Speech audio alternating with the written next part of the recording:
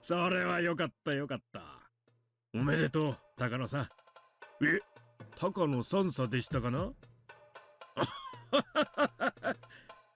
これもすべて先生方のお力添えがあったからこそです。高野美代、皆様に心より感謝させていただきます。まあまあ、高野さんに本当の意味でおめでとうが言えるのは研究が成功に終わった時ですな。ようやく入り口にたどり着いたに過ぎませんよ。おっしゃる通りです。寝る間を惜しんで研究に身を投じていく覚悟です。高野先生が成し遂げられなかったさらにその先へ至られることを私ども一度楽しみにいたしておりますぞ。まあまあ先生、今日はそういう堅苦しい話は抜きにしましょう。今日は高野さんのこれからと入江機関の設立を祝って乾杯と参りましょう。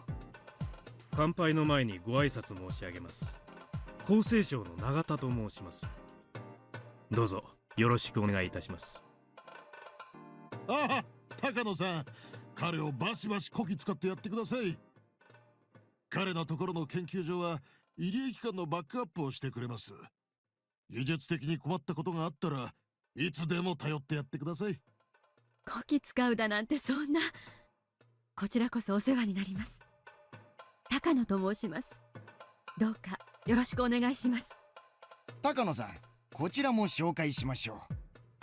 陸自から出向の富武くんとおこのぎくんです。Ah, there you go. We got Tomitake and Okonogi here. 陸自側からのバックアップをします。ぜひご挨拶させてください。はじめまして、富武と申します。この度のプロジェクトの監査役を仰せつかりました。どうかよろしくお願いいたします。The funding for our research is largely coming from the SDF. It's only natural for the SDF to assign a watchdog to make sure reasonable research is taking place. However, someone in a position like that should be my opponent. Why was someone in that position invited to this private party? Does that mean this auditor is on my side too? Seeing that photo groundwork, I couldn't help but feel the strength of having a sponsor all over again. 私は直接はひなみ沢に赴きませんが、定期的にお伺いして研究の進捗管理などをさせていただくことになります。あら、それは残念ですわね。ひなみ沢は空気も良くて自然も素晴らしいところですのよ。If only you could stay a little longer. And by a little longer, I mean with me. ぜひ仕事以外でも気軽に遊びにいらしてくださいね。ありがとうございます。そうさせていただきます。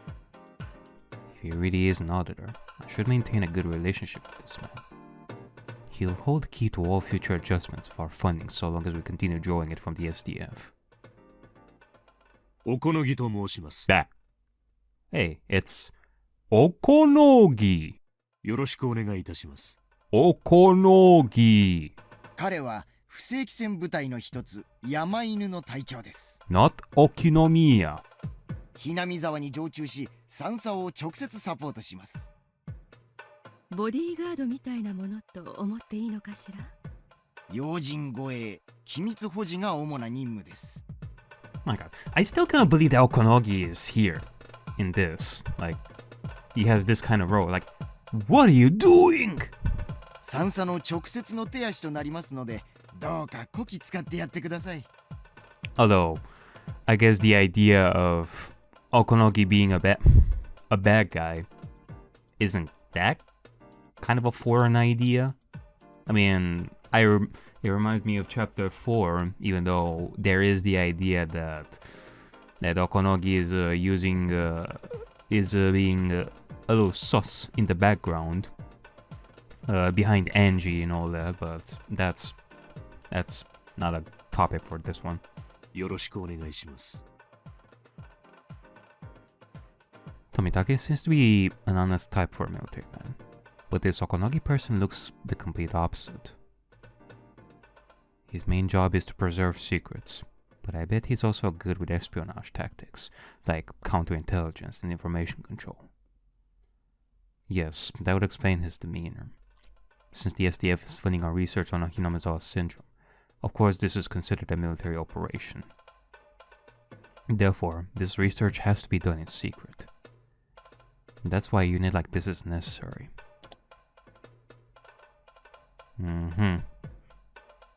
Besides, it's very reassuring to have someone capable of combat working under me. I should maintain a good relationship with him too. さあさあさあ、挨拶はこれくらいにして早く乾杯に移りましょう。さあさあ、飛武君も足を崩して、今日は入江機関の前途を祝して無礼講で参りましょう。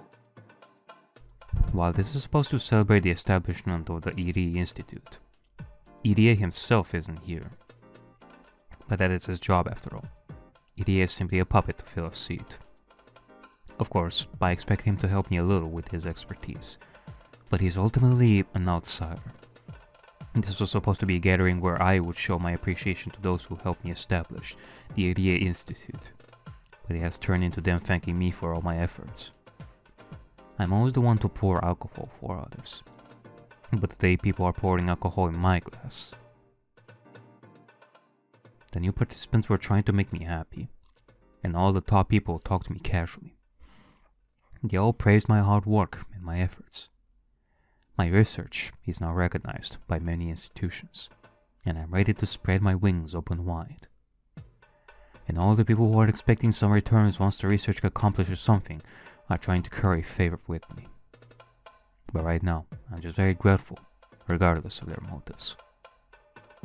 それでは入江機関の設立と高野美代君の今後ますますの発展を祈願して乾杯に移りたいと思います。先生、温度をお願いいたします。 It's like a dream. I know, this is just the beginning, and I shouldn't be satisfied with this alone. But just for today, I can forget about everything else and enjoy this celebration. I'm not a heavy drinker, but the drinks taste good tonight, and the more I drink, the happier I get. Ah, this really is wonderful. To be called Major by Tomitake and the others is wonderful too. That's the rank my grandfather had during the war. That means I finally caught up with my grandfather. This is only the beginning. From here on, I intend to reach what my grandfather couldn't. This is the best night of my life. Alright. I ended up leaving to fix my makeup. I'm filled with elation. I need to feel fresh air to calm down myself. My heart is about to explode because I'm so happy. The gathering is taking place a little distance away from the main building. The restroom is in the main building, so I need to walk across the hallway. A beautiful and well-maintained Japanese garden is visible from the hallway. It's raining. I usually don't like rain, but I don't mind it at all today. I feel like even the raindrops are congratulating me. The cool air feels pleasant on my hot skin. It took me a moment to notice how unsteady my footsteps had become. A little tipsy there. Maybe I drank a little too much.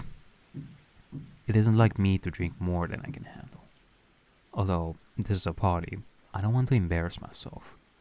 So I decided to cool off a little by looking at the beautiful Japanese garden. I found an elegant chair set on a red carpet nearby and sat down on it. Since I was with the associates until now, I was forced to constantly be on guard against embarrassing myself. But now that I was alone, I could let go and truly relax. When I look up at the sky, I realize it's still raining hard, but in the distance the horizon is a little lighter. Maybe it won't be raining for much longer. Well, that's normal. Rain stops eventually. No matter how cold it is or how hard it's raining, the rain stops eventually. I saw a pair of sandals and an umbrella, almost inviting me. So I took them into the garden. The tasteless laughter coming from the party sounds far away. I tilted the umbrella and looked up at the sky. I felt the raindrops hit my face, and gazed up at the sky for a while, forgetting all about my hair getting wet.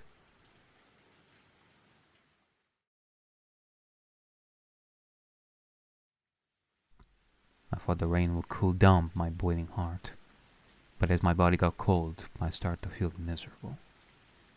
My bare feet were all swollen, and the throbbing pain I felt made them seem twice their normal size.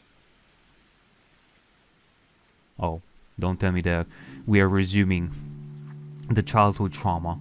The gravel road continued forever. I didn't even know what direction I was heading in anymore. I could no longer hear my pursuer. I probably lost him by running through the woods like mad. My body was covered in scratches. I finally started to feel the pain from that. I felt both cold and hungry. There was no place nearby to take shelter from the rain.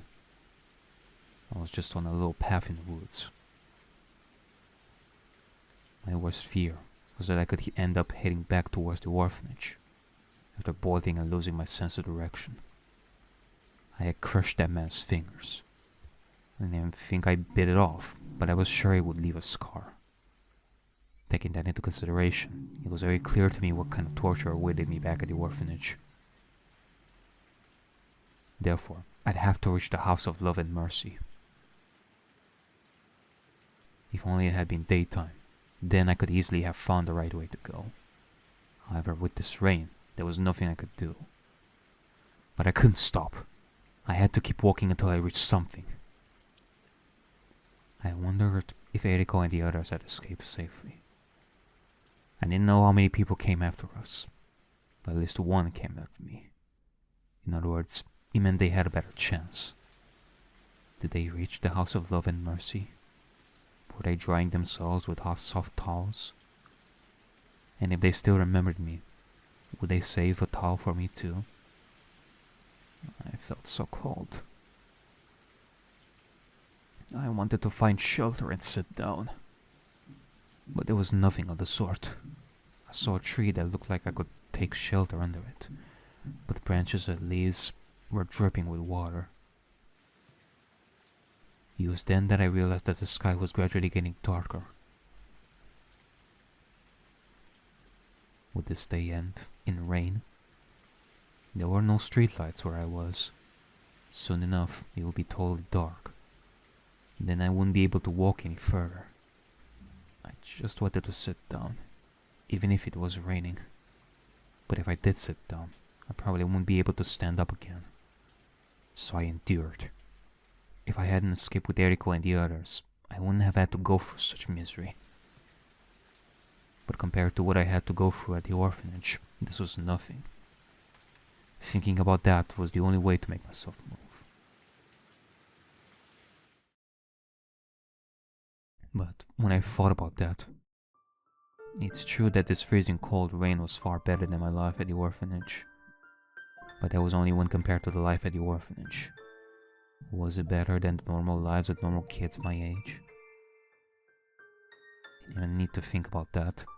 When my parents were alive, although we weren't rich, we led a normal life. The gentle smiles and forgivable selfishness.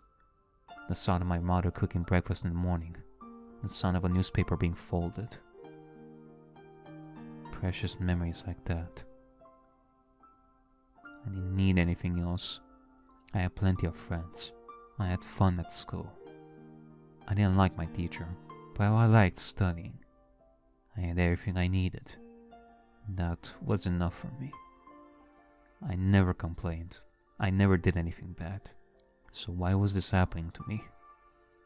How everything went downhill after that train accident.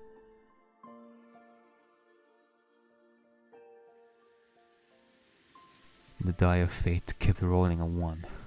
The die never showed its good side to me. No. The die metaphor, if the accident was my fault, then I could have accepted it. But it wasn't. I wasn't even there.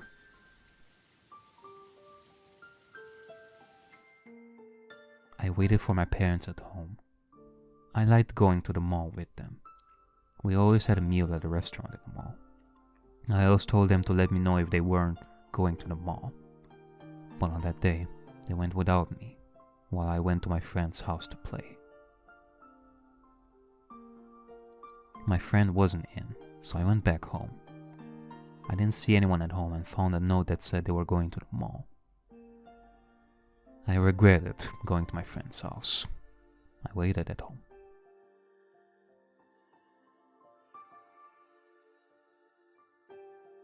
They didn't come home. They were still gone by dinner time. I was getting hungry and got angry with my parents for leaving me. I thought they were having dinner at the mall restaurant without me. If I hadn't gone to my friend's house, I would be eating dinner at the restaurant too. I loved the little flags that came with the kids' meals. I was collecting those flags. Yes, I was. I was trying to collect 20 of them, thinking that once I collected 20, something wonderful would happen. But I couldn't collect 20 of them. I only needed one more. If I had one more, maybe the accident wouldn't have happened. A very sad memory of a flag from a kid's meal. I kept waiting for my parents to come home from the mall. I was hungry, so I started to eat some dried fish. If I ate too much, my mother would find out, so I was careful not to gorge myself. Then the phone rang. I assumed it was from my parents. I answered the phone in an angry manner, but it wasn't them at all. I can imagine the kind of call that she got that day. What happened to the house? We had rented it, so maybe somebody else had already moved in. What happened to my room? And what about my desk and all the flags that were in the right middle drawer? If it wasn't my house anymore, then where was I supposed to go? Even if it remained my house, my parents wouldn't be there to welcome me or protect me. Just because I didn't have my parents to protect me, the whole world became so cruel. How could anyone take me away from the house I was used to living in, just because my parents were gone? Why didn't they just leave me alone? They asked me many things. They tried to confirm many things. But how could I have understood any of the forms they gave me? I was asked a yes or no question. I had no choice but to answer yes. And before I knew it, I ended up at the orphanage. It was beyond heartless. I didn't do anything wrong. I was just a little girl. I had to sign so many papers. But why this? The warm and gentle world ended suddenly without advance notice. And I was thrown into the cruel and merciless world alone. Jesus. Was this the real world? Did I have any allies at all? Just because my parents died and I didn't have any relatives, the world had become so sad. When is the die going to come with a 6 instead of a 1 to make up for the continuous series of the latter?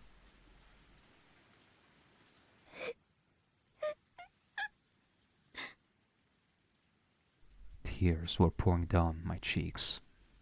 The salty taste further saddened and irritated me. I could do nothing but cry. But no matter how hard I cried or pitied myself, the cold rain wouldn't warm my body or save me. I didn't know where I was or in which direction I should go. Eriko showed me the map to the House of Love and Mercy when we were planning our escape, but we only learned the shortest route. I was completely lost. But strangely, after I finished crying, I felt the groundless strength within myself. I once learned that tears wash away particles in the eyes. But there is a different purpose to them too. Tears also wash away what's in the heart.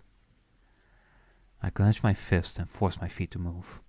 I headed in the direction that I believed to be correct on the gravel road. Yeah, come on, Miyoko. Just a little bit. I know that you end up in good hands soon enough, or at least I hope. I don't know much about Hifumi. The rain was still pouring. It was getting darker and darker. I mean, for now, better than the other orphanage. I roared at the sky amidst the rain. My sadness was turning into anger.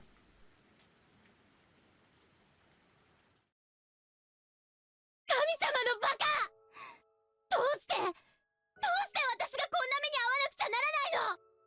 私が何をしたの？何もしてない。ただ普通に生活してただけ。そんな私がどうしてこんな目に遭わなくちゃならないの？人生はいいことと悪いことと2つあって、どちらも長続きしないってお父さんが言ってた。ならこれだって長続きしないんだよね。いつまでも私はこんなひどいところに一人ぼっちじゃないんだよね。ねえ、そうなんでしょ？ As I looked up, I felt the raindrops hit my face. There is no God. I knew that in my heart. But such disbelief wouldn't save me. If I believed he was there, I should have been saved. No, I needed him to be there. Was he going to answer me? I heard thunder. And then I realized he was there. He was there, and he was listening to me. In his eyes, everyone was supposed to be equal. And he was listening to me. もう私は十分辛い思いをした。十分すぎるくらいに。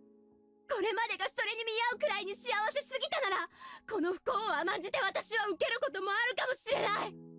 でもそんなことなかった。私は普通の生活をしてきたに過ぎない。それが幸せじゃなかったのかと言われたら、確かにそれは幸せだったのかもしれないけど、だからってそれの裏返しがこれではあまりに見合わない。 I heard thunder again. He was listening. I continued. もし私の運命が神様の何かの間違いだというのなら、もう私を解放して、これで私の不幸を終わりにして、私を今日までの不幸に見合う幸福に導いて。でももしこれが私に与えられた運命で、このまま私に生涯を終えろというのなら、こんな人生いらない。私を殺してよ。その雷で私を打ちつければいい。落雷で殺されてしまうという最後の不運を私に見舞えばいい。さあ試してみなさい。私の人生を無慈悲に奪ったように、その雷で無慈悲に私を打ち据えればいい。 I heard thunder again. It was loud enough to make me shiver. Normally, I would just hide in the house and wait until the thunder went away. But on that day, I wasn't afraid. さあ殺せ。田無美代子はここにいる。私のお父さんとお母さんを奪ったように、私の命もここから奪え。 The heavens replied to my provocation. The heavens took aim at me, a lowly human who dared sling constant, insolent insults at them. That was my wish. I opened my arms. He's God, so he wouldn't miss me. However, I guess even God makes mistakes sometimes. Although he's supposed to be fair, he had been unfair with me. さあ狙え、殺せ。私を天に連れて行け。だがもし私を殺し損ねたなら、私の運命をひっくり返してみろ。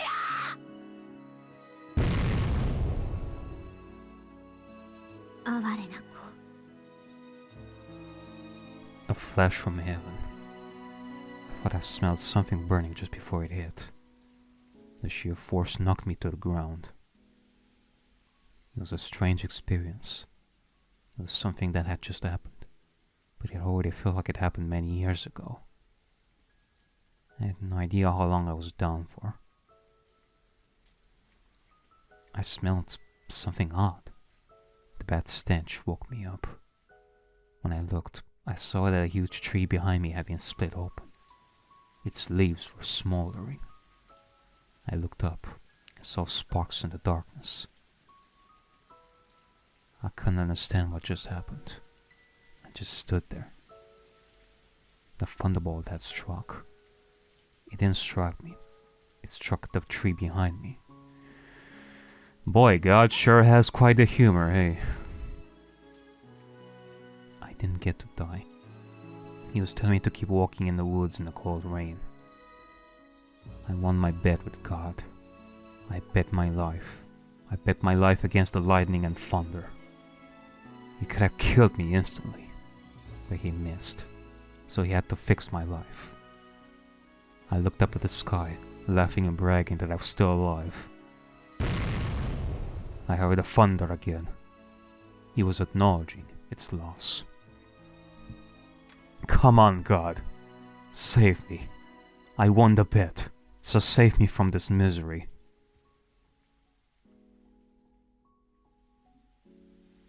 I stood there. I waited for God to do something while the rain poured down on me. But he didn't answer me again. I couldn't hear the thunder anymore. Again, I felt the warm tears pour down my cheeks. What was I thinking? If there was a God in heaven, he wouldn't have let anything like this happen to me. My miserable life was the proof of God's non-existence. The darkness was about to swallow me utterly. Would I have to sleep out there? God must have wanted me to die slowly in this cold rain instead of granting me an instant death by lightning. I wish the sun would go away. I wish the sun would never rise. I wish that, as the woods had grown completely dark, my existence would be hidden by that darkness. I wished that I could just disappear. Had it been an eternity, or was it a matter of seconds? I can't even tell time in such darkness. Okay, I do have to ask this. There was the voice of a woman before that we heard when the lightning struck behind Takano. Who was that? It was then that I saw something. It was a light. I noticed it only because the woods were so dark. But was it really there? Had it been there this whole time? I felt like the light was inviting me towards it. It was a fluorescent light. I didn't normally like fluorescent lights, because I always thought they looked cold. But I didn't feel coldness from that white light. Just a little bit. I hope that it's safe haven. I made myself believe that the light was a guide sent by God. I had to believe, otherwise I wouldn't be saved. The light reflected in a puddle. It wasn't a muddy puddle. It was a puddle on asphalt. I had made it out of the woods and was on a paved road. The light was a street light. Being on the paved road didn't really resolve anything. It was just a country road. It was a road that went through the woods, so there were no houses, no shops, and not even a single car going by. I mean, there is a car there, but, early usage of backgrounds right over here doesn't mean anything. Like one would think that this is close to Hinamizawa. There weren't too many streetlights on the road, so it was still very dark. My feet touched the asphalt. It felt so different from the gravel I had been walking on earlier. It felt almost merciful. My feet had grown used to walking on gravel. But after feeling the softness of asphalt, I never wanted to go back to the former again. I could only choose between heading left or heading right. I was grateful to God for leading me to this asphalt road, but I wish that he had given me a little more guidance. Such a little bit of luck couldn't make up for all the unhappiness I'd gone through. And that was when I sensed his guidance. I saw another light in the distance. It was only on the right side. I headed towards it, and when I got there, I understood what it was.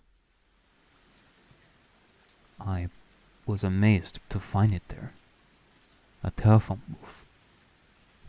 who would actually make a call in the middle of nowhere? A telephone booth in the countryside was rather unusual. There were plenty of red public phones all over, but I always thought telephone booths only existed in big cities. It almost looked as though the telephone booth had been put there as punishment for doing something bad. When I thought that, I felt bad for the lonely telephone booth. It reminded me of myself. Even if I went inside the telephone booth, what could I even do in there anyway? I already knew the answer to that question, but no matter what, I just had to get in there. The door squeaked as I opened it. There were lots of moths and other bugs flittering around the light. I usually hated bugs, but in that moment I felt like they were my friends, sheltering from the rain like me. And there was no heater, but it was still very warm inside of the booth. It sheltered me from the cold rain. Soon enough, I crumbled to the floor. The warmth from the fluorescent light embraced me gently, and I felt like it was telling me that it was okay to cry. But I had no more tears left, because I cried them all when the lightning struck. Aching scratches covered my body. My calves were in pain too. Everything hurt everywhere, and I didn't want to get up ever again. I wished I could fall asleep. But if I did that, the staff from the orphanage might find me. The windows on the booth were high up, so if I sat down, I wouldn't be visible from the outside. But as it was the only shelter in these dark woods, the staff would be sure to check it. That was why I couldn't stay there for long. Telephone booths from back then weren't completely made of glass, so it was possible to hide inside one. My exhausted spirit understood that I had to move, but I just couldn't make myself. Wait, what was with that sentence in like the parentheses?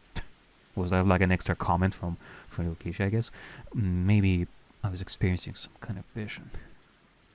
I felt a strange calmness that I never experienced before. I didn't feel that I was myself. It was very strange. I thought that maybe I was killed by the lightning. I'd assumed I was still Miyoko Tanashi, but maybe I wasn't her at all. I seriously considered those things. Then I started to think that the telephone booth had something to do with it. Because God led me there. He couldn't have done so just because he was providing shelter from the rain. There had to be something else. I wondered what it was. Could there be something in the booth that could save me? But what? A telephone booth is used to make a phone call. But I didn't have any money. But then, I noticed something that looked like a copper. My heart skipped a beat. The 10-yen coin I saw wasn't there before. Did I just miss it? I didn't think so. It must have just showed up. In other words, this 10-yen coin was guidance from God. He was telling me to make a call with that coin. But who? There was no telephone book. In that case, I can only call a number I knew. Did God want me to do that then? There was only one coin. I could only call one number. I couldn't talk for that long. I had challenged God earlier, so it was just a matter of course to think that God was challenging me in return. Honestly, I'm not even sure if you should call like 119. I think that's the Japanese number for police. It will be like the opposite of 911 for Americans, I think, from what I remember. Or did it have like 0 instead of 9? I had only one chance, and he wanted me to test my luck with that chance. Like, I don't think it's a good idea because the police would come here and probably take you back to the orphanage. Like, I don't know. I left the phone booth and looked up at the sky. And then I yelled in my heart. "You're on, God!" I wondered who I could call. Who? My house? My parents were dead, and I had no relatives. Even if I called, nobody would answer. Unless, like, imagine if Hifumi would actually be there at the house where Miyoko lived. I mean, the father did say to make sure to go to Hifumi, find him and all that. I mean, she just couldn't find him. Well, what if he's there? Actually, the phone bill wouldn't have been paid for a long time, so the phone line would already be disconnected. My house was my lost life itself. No, the debris of my life. Calling home would simply be an expression of regret, which ran counter to the positive attitude of one trying to change your life. So surely using the coin to call my house was wrong, which meant I had to cast this 10 yen coin towards my future. Future? My future? What future, anyway? Then I heard a huge thunderclap, which cleared my mind. In that clear state of mind, I saw something from the past. It was the last sight of my father, his final moments on the hospital bed. Though suffering from pain, he tried to tell me something very important. もしもな、お父さんが死んだら、高野先生を頼りなさい。高野ひふみ先生だよ。言ってみなさい。高野ひふみ？そうだ。高野ひふみ先生だよ。高野先生はお父さんの恩師なんだ。きっとお前を助ける。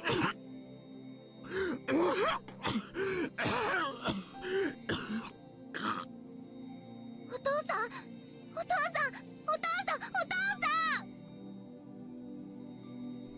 Many doctors came into the room in a hurry.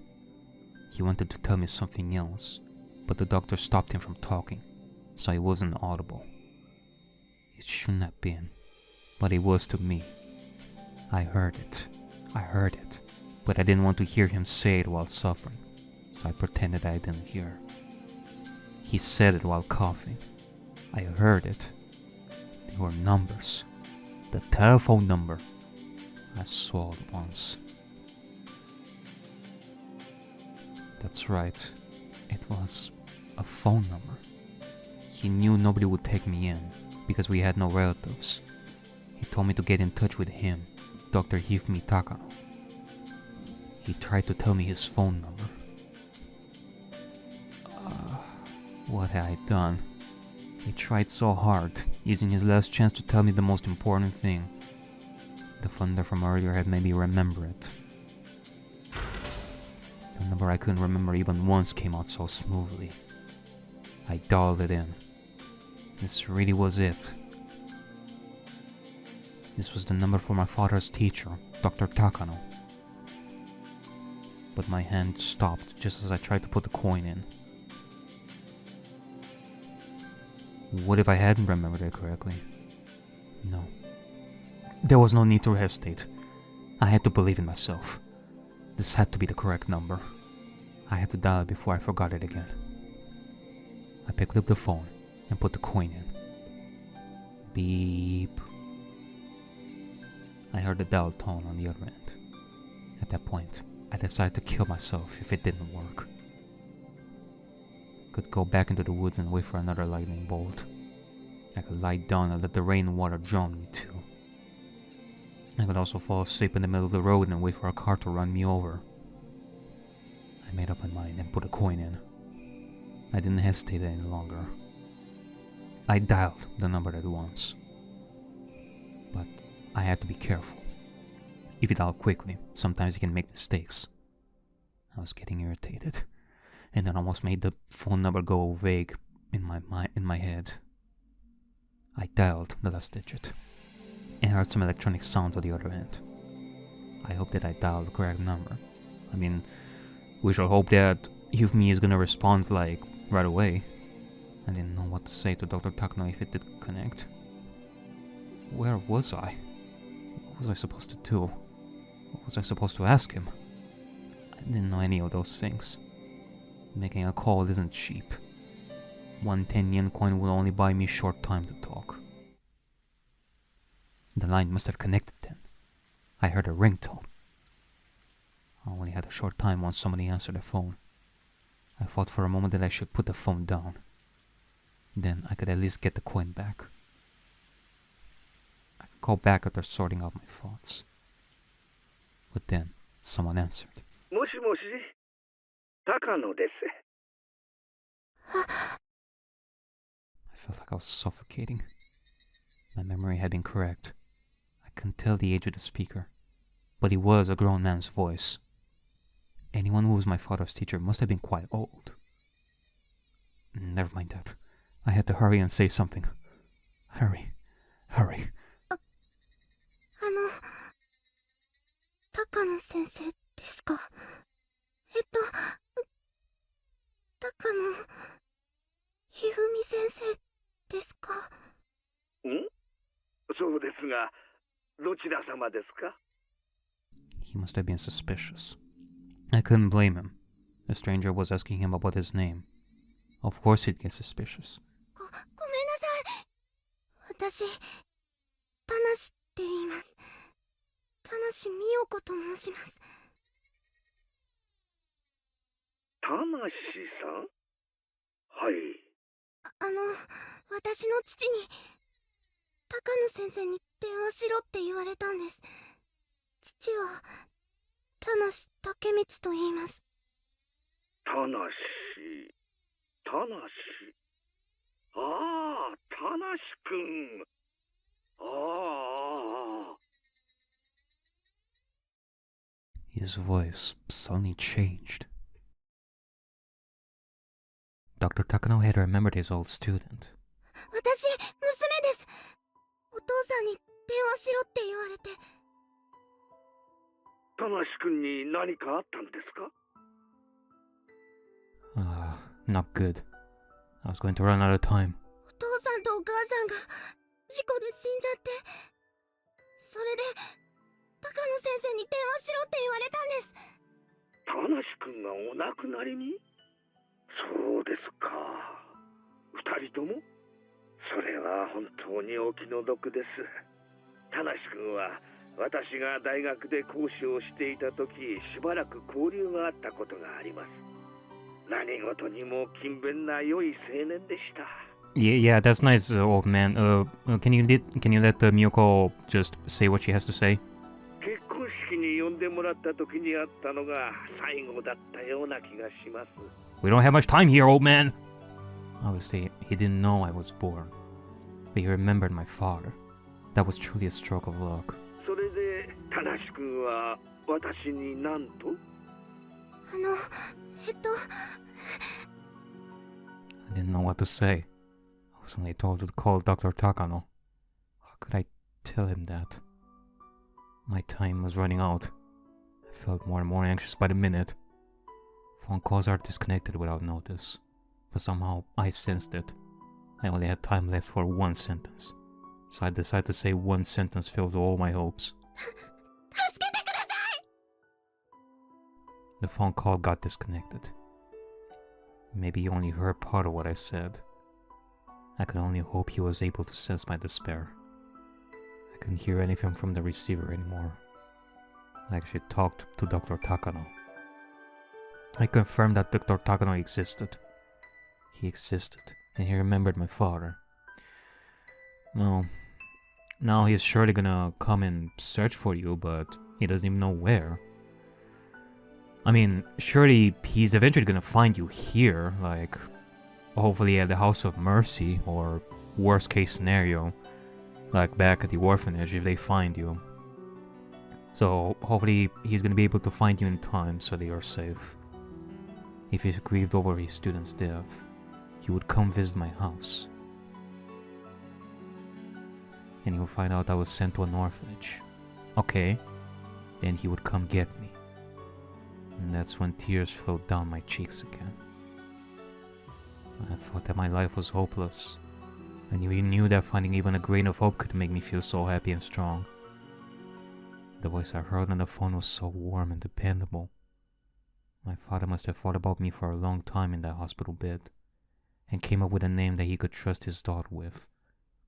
Dr. Hifumi Takano. So I could trust Dr. Takano. I had to believe that he would find me. But the thing is, does this mean that you're gonna have to go back to the orphanage? For you to suffer like a little bit longer so that he would eventually find you? But it might take more than just a few days. I'd have to wait patiently. A few days? A month? More? I could only wait patiently. Either way, I couldn't stay in the telephone box. The staff would easily find me there. I went out into the rain again. But this time, the rain felt a little warmer than before. I had wished to die by lightning, but after that phone call, I was filled with hope and the will to live. I wanted to live, and that was why I felt pain all over my body. When I still wished to die, I didn't feel anything. I had to wait patiently until Dr. Takano came to pick me up. I had to get to the House of Love and Mercy. That would be the best place to wait for him. Okay, good, so we don't have to wait for him, like, at the orphanage, even though that would more than likely be the first place that he would search for sure. But I guess if he doesn't find us there, hopefully he's gonna reach the House of Love and Mercy. So we gotta find the house. I didn't think the orphanage would tell him I escaped to the House of Love and Mercy. But the house wouldn't stop me from calling him. All I had to do was call him again and let him... Or that! You know, that's a... I'm such an idiot. Of course, you could just, like, try to find the House of Love and Mercy, or find some other, like, place where we could call him and give him more details. Silly me. But I didn't know where I could find the House of Love and Mercy. I couldn't see any signs anywhere. I didn't even know what direction the orphanage I escaped from was in. But I couldn't just stop. I had to walk. I had to find shelter. I had to find someone and ask for directions to the House of Love and Mercy. I had to keep going, because I finally saw the light at the end of the tunnel. The chills and throbbing pain tormented me, but I couldn't die until I met Takano-sensei. I wished a car would come by. If it was someone who lived in the area, I could ask, but the police wouldn't do me any good. I was sure the orphanage had already called the police about our escape, and they wouldn't be forgiving. The police were sure to send me back to the orphanage. Yeah, that's what I was thinking. Either way, I wish that someone would show up. Otherwise, I have to keep walking on the asphalt in the darkness forever.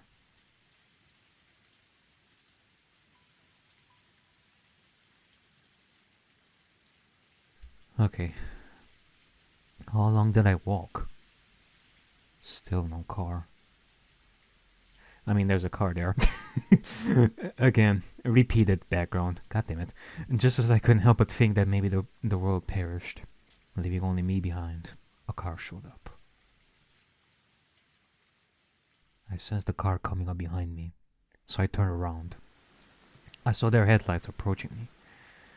Well, I hope that it's not like police car or like a car from the orphanage. I thought for a moment, should I stand in the middle of the street to stop the car? It was so dark. I didn't think the car would notice if I just waved at it. But if I were to stand in the middle of the street, I could get run over. While I thought, the car was getting closer and closer. When I made the phone call, I panicked and didn't know what to say. So with this car, I'd have to think very carefully. If I couldn't think of anything, then I should just let the car go.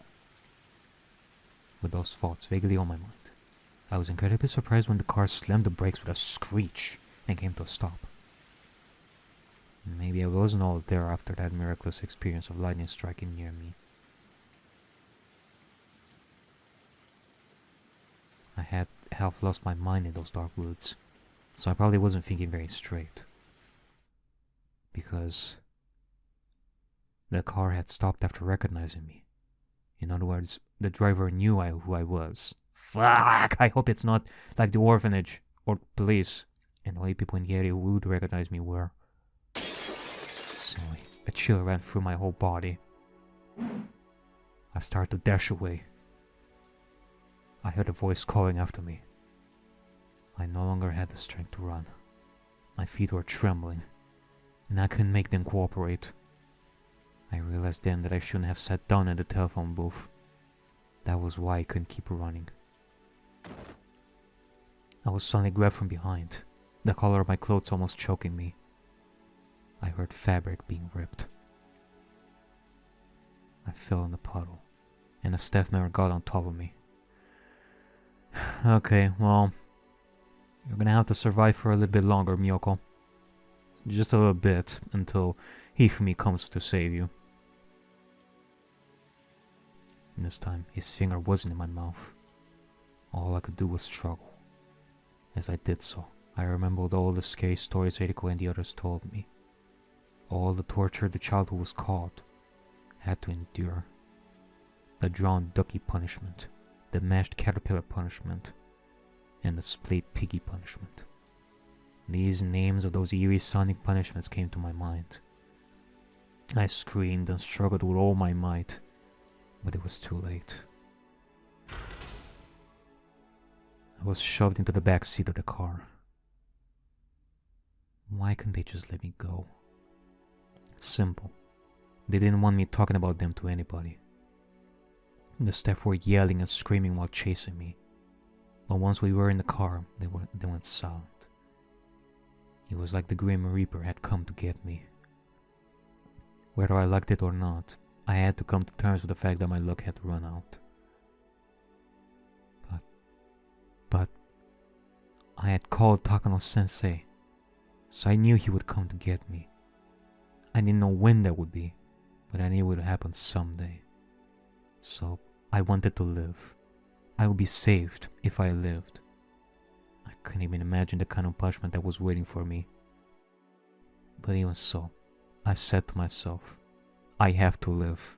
Yeah, that's right, Miyoko. You have to live just a little bit longer.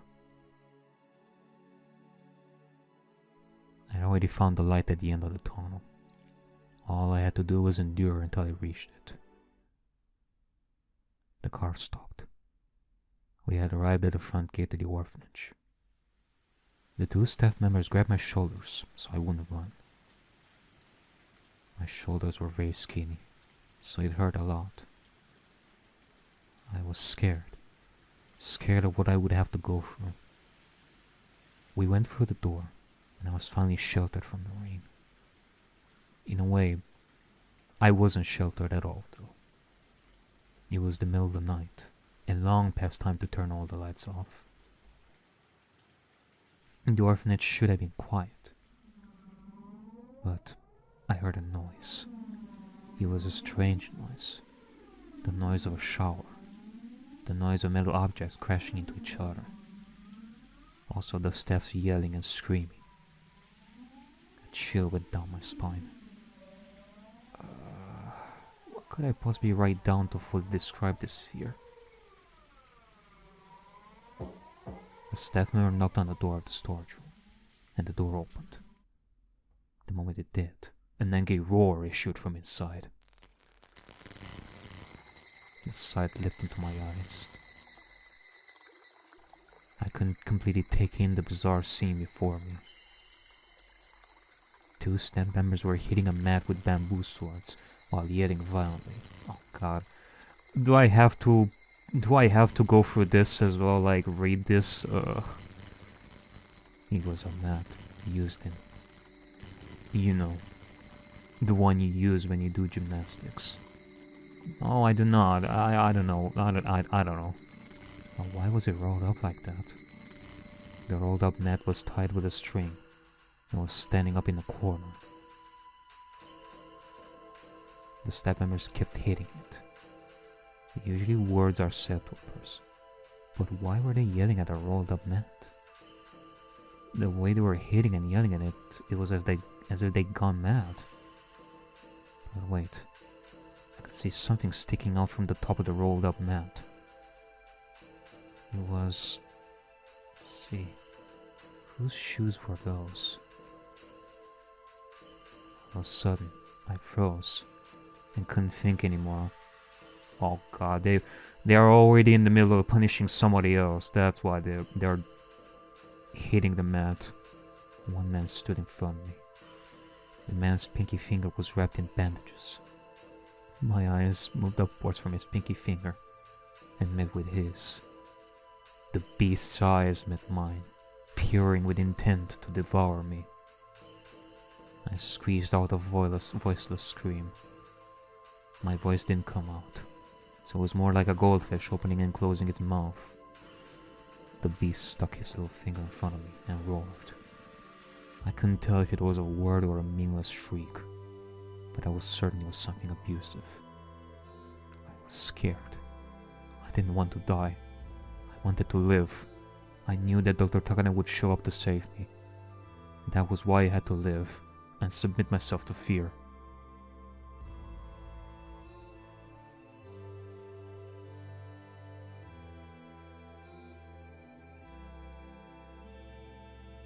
The hand with the bandages grabbed my hair and dragged me along. All I could do was apologize and beg for forgiveness while hoping the beast had even a tiny bit of mercy in him. I was like a broken, apologizing doll. A mad doll that kept muttering apologies until its key wound down.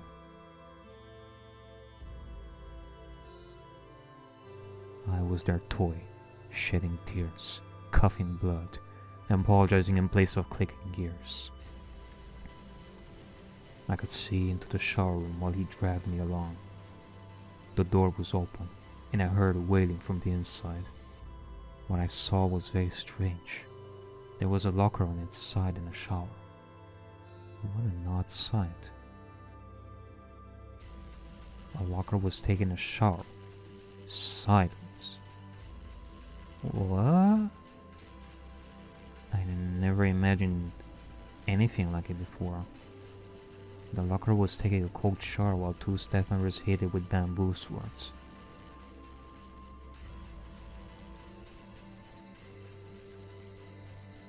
That explained the attack noise I heard before.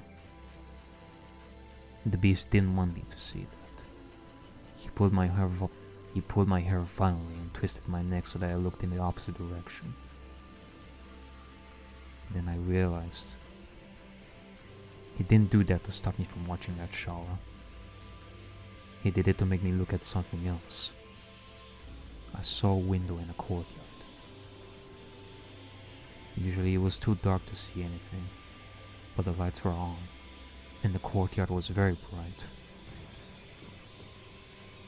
Then I saw it. Inside of the hen house, I saw... What is that? Well, it is easy to imagine that it is Miyoko's friends who tried to escape. I guess everybody got caught, and now they're being punished, huh?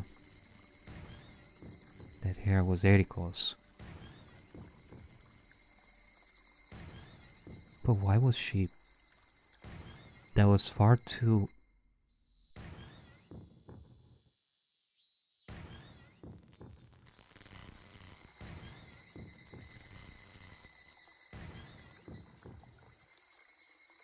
I don't want to die. I know Dr. Takano is coming to save me. I know he is coming. I was taken to the staff bathroom. It stunk of ammonia. I saw one which doesn't fit in a bathroom. Why was this in the bathroom, I thought. He's not planning to me with... Is he? Wait. No. これは施設のルールを守らない悪い子へのお仕置きなんだからな。みんなちゃんとルールに沿って生活してる。それを守らなかったらお仕置きを受けなきゃならないのが法治国家のルールなんだからな。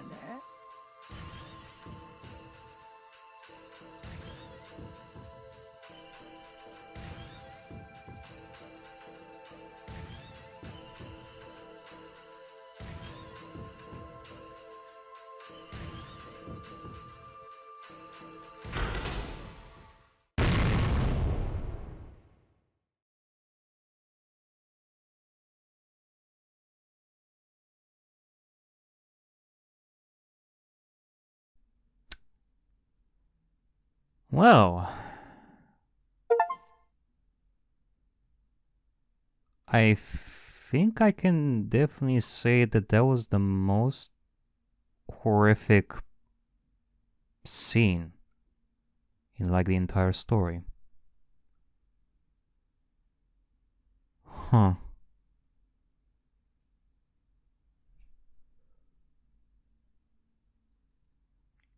It has been a little bit since I've seen such a horrific moment. It sure reminds me that Higurashi is a horror story. Thank God. When was it? That was like in chapter 5 when we've seen like the torture scenes again with Shion doing her own version of justice on people. And now this. Phew.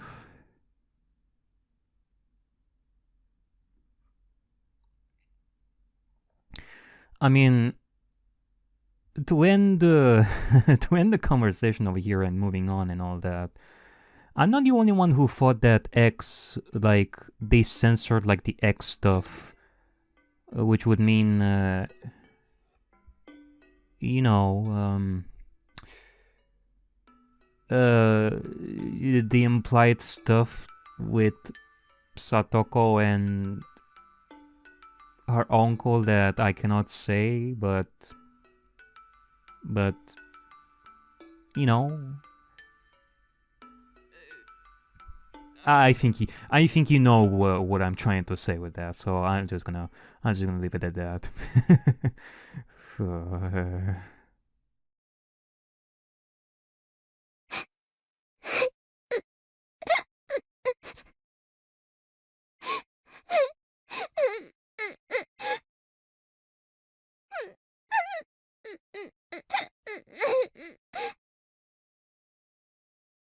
long have I been crying? I don't even know how long I've been comforted like this.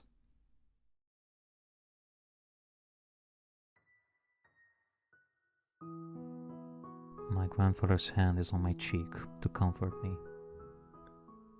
I'm holding his hand lovingly and pressing my cheek against it.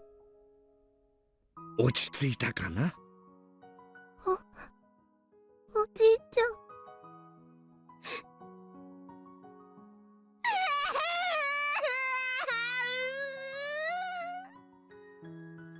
My grandfather put his other hand on my head. The warmth of his palms gradually calmed me down. Piles of documents were all around me. It was a mistake to sort through data while lying on a fluffy carpet. I must have fallen asleep and had a terrible dream. うつ伏せに寝ると胸が苦しくて悪い夢を見やすいんだよ。もうこんな時間だ。美代子は部屋に帰って寝なさい。全然平気。居眠りしちゃってたから眠気がなくなっちゃった。もうすぐで終わるの。だから終わらせちゃうね。明日も学校がある。もう寝ないとまた先生にあくびを怒られてしまうよ。I've been going to bed late recently. Because of that, I yawn a lot at school.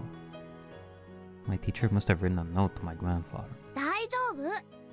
ちゃんと終わったら寝る。だから続きをさせて。それに、おじいちゃんも私に構ってちゃダメ。早く書斎に戻って論文の続きを書くの。The day for him to present his findings is approaching. He's been working so hard, devoting himself to his research. But there's unfortunately a limit to what an individual can do. He needs a collaborator in order to go further with his research. He needs a collaborator in order to go further with his research. He has to explain that his investigation could be the key to solving the mysteries of human behavior, and make people understand just how important his work is. But this research is about a very complicated subject, so he couldn't seek assistance from just anyone. Someone will be able to help him one day. Believing that, my grandfather earnestly continued his research. I want to help him more. All I can do is sort through his data and tidy up his materials. I also assist him around the house so he can concentrate more on his research. He always tells me how helpful I am, but that isn't enough for me. I will study hard, get into a good college, and learn many things so I can actually be of assistance to his research. I am a mediocre student right now, and I don't particularly like school, but I will do it. I want to help my grandfather. Oh, I guess it is understandable. You know, if you are to question why Takano is the way he is, with some screwed loose and all that, I can definitely see it is because of her time at the orphanage and all. I mean, for Pete's sake, it is implied that she still has nightmares even to this day about that sort of stuff. We've seen her scream at the top of... we've seen her scream at the top of her lungs, like waking up. Like, near the beginning here. And not only that, but she surely thinks the world of Hifumi more than she ever did for her parents that died, because Hifumi pretty much saved her, no doubt. Like, he pretty much saved the Takano from that disgusting place, so yeah. If his heart were to fail and he couldn't continue his research, I wouldn't hesitate to cut open my chest and offer my heart up for him. If he needs lungs, I'll give him my lungs. If any of his organs fail, I'll give him mine. There's nothing strange about those feelings. They are perfectly normal ones. For if he had found me even a day later, I might not have been alive. Or even if I lived, you'd either be without my body intact, or with my mind lost to me. In other words, I'm alive because my grandfather came to save me.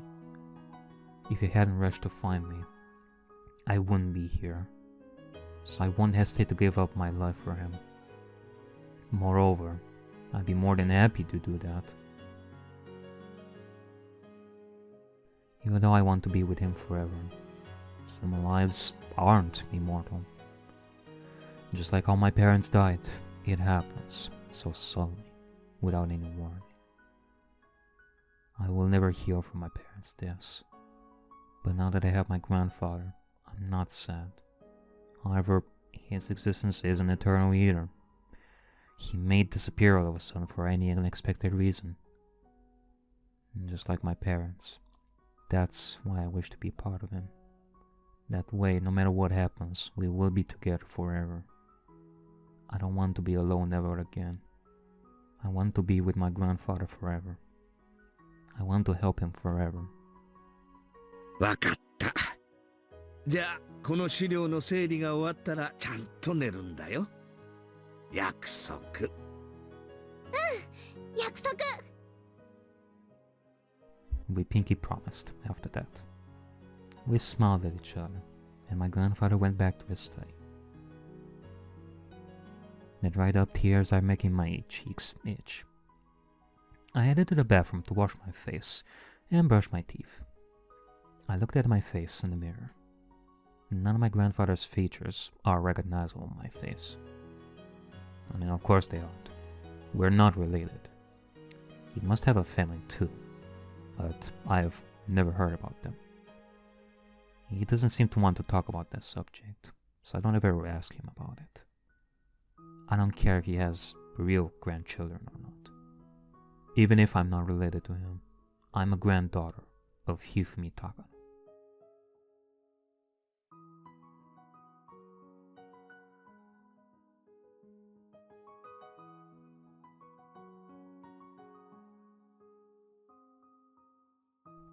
I want something more certain that binds our souls. Something that not even a tragedy can destroy. I am Miyoko Takano, Hifumi Takano's granddaughter. Maybe it should be Mio instead. That's what my grandfather sometimes calls me. I want to succeed Hifumi's spirit. Since his name counts from 1 to 3, I want us to share that 3 and be the 4th in his line.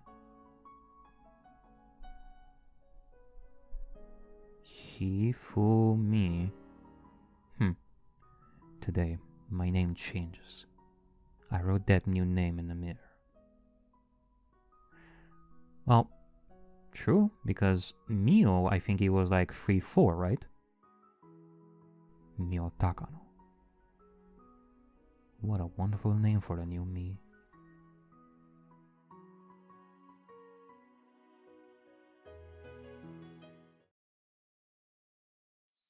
Alright, well, thank God for that.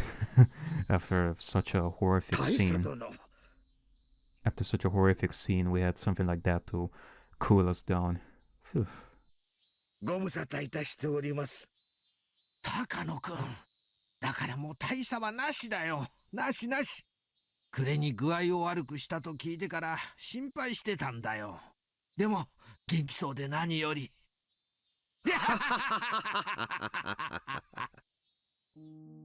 My grandfather always told me he doesn't have any friends. He used to tell me everyone died in the war. But that's not true. He has one very close friend. This is him. He is an elderly man my grandfather calls Colonel Koizumi. I don't know exactly where they met, but every time they got together, all they talk about is the military and the war. So I guess that's where they met. みおちゃんも大きくなったね。今身長は何センチくらいになったんだい？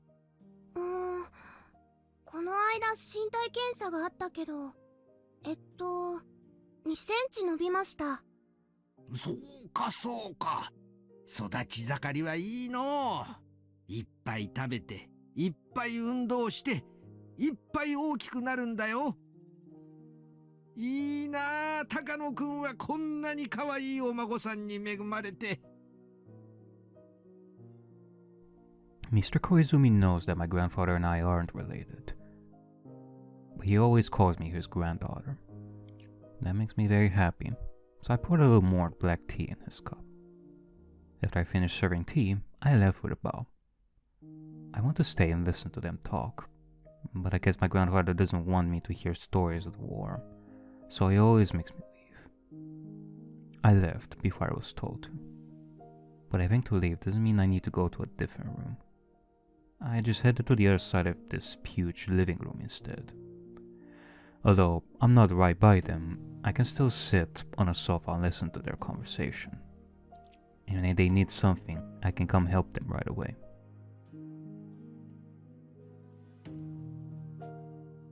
I try to earn points that way to prove I'm useful. I sat on a sofa away from them and started reading an encyclopedia. While doing that, I tried to listen to their conversation. それはよかった。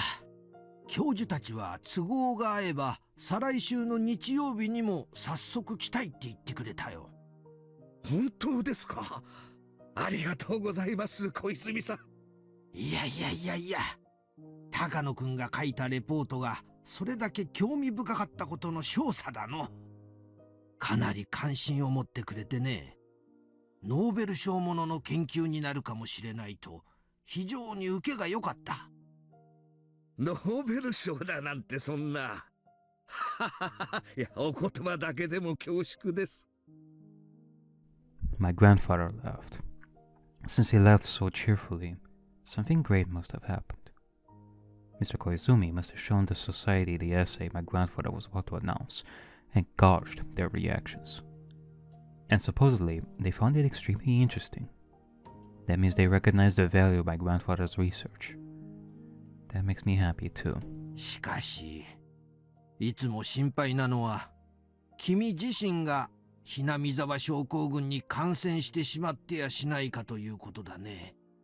君が自分の首をかきむしるようなことがないよ気をつけてくれよ。Oh. ひょっとすると私もすでに感染しているかもしれませんな。You know, I am thinking of something over here, which I haven't thought of until now. Like, we know the one motivation that Takara would have to complete Hifumi's research is because of the whole, you know, godhood kind of thing of being with him forever and, you know, making him known to the world and all that because of his research. So she did what she did with the village. But, you know, I can definitely see another element / motivation for Takano destroying the village to begin with as sort of a revenge, because it could very well be possible that Hifumi died because of the Hinamizawa syndrome.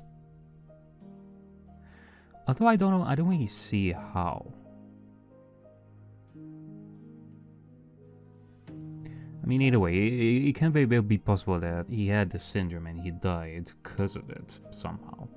And that would be an extra motivation, because that would break Takano to know that the syndrome is the one that, like, the very thing that Hifumi was researching was the thing that killed him. でも、Hinamizawa症候群は普通に生活する分には決して危険な病気ではないのです。I mean, yeah, that's basically it. Because, like, I'm having my doubts that it was the Hinamizawa syndrome because Hifumi doesn't seem the type to be, like, quite stressed and all that, so...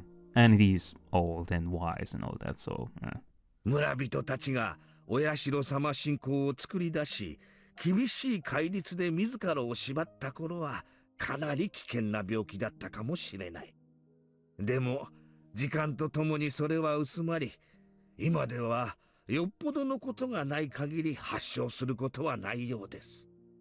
あれだけの発症例があったのに？Hinamizawa症候群の発症には特に精神の状態が重要なのです。普通に心穏やかに生活している分には何にも悪さをしない病気なのです。戦争という異常な状況下で精神が追い詰められた時のみ発症する。Oh. Except for the factor that this person went to war. I forgot about that. Like, you know, if he contracted, like, the Hinamizawa syndrome during the war, that can actually be pretty bad. I mean, you know, war is war. It is painful for anyone who is participating in it. Like, yeah, I was saying that Hifumi himself seems like the kind of person that is not stressed and has lived a normal life, but I don't know, maybe he does have some PTSDs here and there because of the war and all that. Yeah, he's a veteran and all that, so yeah, maybe, I don't know. そうです。なーに恐れることなどないのですよ。初期の自覚症状はうつ状態に似た疑心暗鬼。それを自覚したら、高野式呼吸法などにより心身のリラックスを図り、かつ9時間以上の睡眠を1週間以上とる。これで発症など未然に防げてしまうのです。実際、私の指導下にあったHinamizawa出身兵士は一人も開始しませんでしたぞ。Huh. As he talks, grandfather started demonstrating the Takano breathing method and a bizarre exercise technique. According to him, this technique relaxes the body and lets blood and lymphatic fluid flow smoothly. As a result, you relax emotionally too. But the movements involved in the technique are so weird. I had to look away because my grandfather looked so silly. And that was the one thing about his research that I felt bad about. Oh. Grandfather asked me to do this exercise too. I don't want to make him sad, so I do it when instructed. はあ、ならばいいんだがね。研究対象が元で死に至ってる医学者は過去にもたくさんいる。君も気をつけての。だが、研究に準じた彼らの偉業は死後も揺るがない。研究者としては本懐でしたでしょうな。Grandfather tells me about Hideo Noguchi often. He was born as the son of a poor farmer, but he studied hard and became a doctor. However, he was mistreated because of his background, so he left Japan. He moved to the United States. There, he made many accomplishments as a researcher. He discovered a vaccine for yellow fever.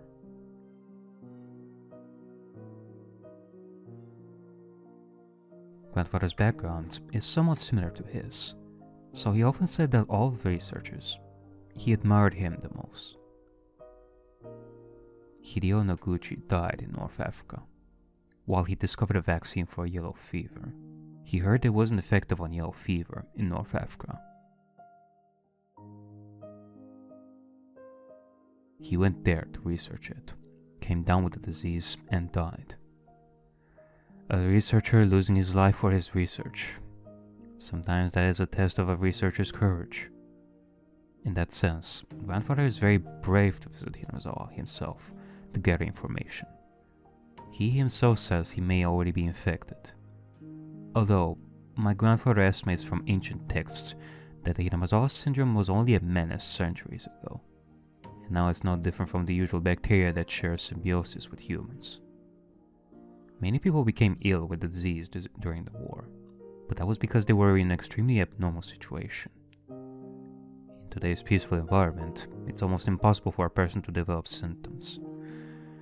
Yeah, I mean, it's mostly under special circumstances that people get worse and worse. I mean, Satoko, Shion, and Rena, they were surely infected with it in late stages, but that's because of the shit that happened in their lives, which we've clearly seen that. He sounds very optimistic, but he never brought me with him to Hinamizawa, so maybe he isn't as optimistic as all that. However, since I live with him, there is a possibility that I'm already infected as well. But I'm not worried at all. That's because my grandfather has taught me that as long as I maintain myself physically and emotionally, I won't develop any symptoms. I know all about the horrible terminal symptoms as Hinamizawa syndrome, but I'm not overly fearful of them. Grandfather is enjoying his conversation with Mr. Koizumi. That's understandable. Mr. Koizumi told him some people showed great interest in his report. They even want to come over on Sunday, the week after next, to meet and talk to him directly. With the rapid advance of modern medicine, unexplored frontiers are steadily dwindling. Was it possible Hinamizawa syndrome my grandfather discovered might be a new continent in the field? It'll be decided in 2 weeks. It sounds like there'll be more than one person coming. And it all sounds like they're all important people in the society. They're all rich and famous. Yet they aren't satisfied with just that. They all want to be involved with something that's worth an international award.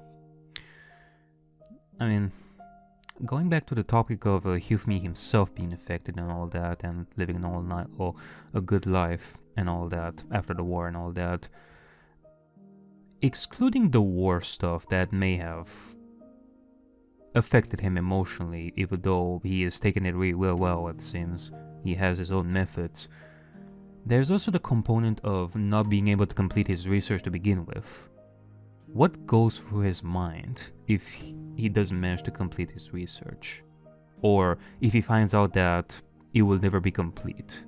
Like, maybe with these 2 weeks, he's gonna find out that no one is gonna back up his research. I mean, we do have the evidence. We have talked about this when a much older Takano, Mio, talked with Koizumi about the war and why the politicians tried to hide Hifumi's research more and more for the sake of, the war, because of the bridge and all that. So, in that sense, how is Hifumi gonna take it? Is he gonna become really, really sad because of it? Well, it kind of makes you question why is he doing this research to begin with? Like, is it because all his life he has always been this studious, curious kind of person to research like the most fantastical stuff in life? Or is there like a more emotional, familial bond to it where he's doing research for the sake of a memory of a friend, maybe because of family? Like, because it does seem that he is by himself, so it kind of makes me question if his academical, like his scientific way of viewing life and all that has made him estranged to his family. Maybe the family doesn't like that Hifumi is such a recluse, is that the right word? Recluse kind of person, and wanted to spend more time with him, but Hifumi decided that he would rather spend more time like studying all this than to spend time with his possible grandchildren or like sons or daughters if he has.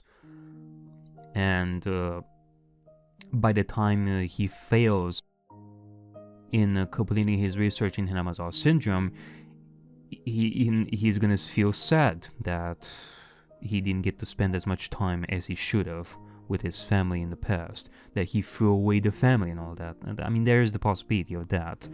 I don't know. Like, I don't know. This is a chance to gain assistance and sponsorship at the same time. では再来週、私も様子を見に来ます。ぜひ頑張ってください。これもすべて小泉さんのおかげです。本当にありがとうございます。それは無事賛同者を集められてからにしましょう。その折にはぜひ秘蔵のワインを開けて乾杯といきましょうの。That was the last of the conversation. My grandfather kept his head bowed until Mr. Koizumi was gone. It sounded like he set up this great chance for my grandfather. So I bowed my head just like him. 聞いてたかい？ようやくチャンスが巡ってきたよ。私のレポートに関心を持ってくれる人が現れたのだ。聞いてたよ。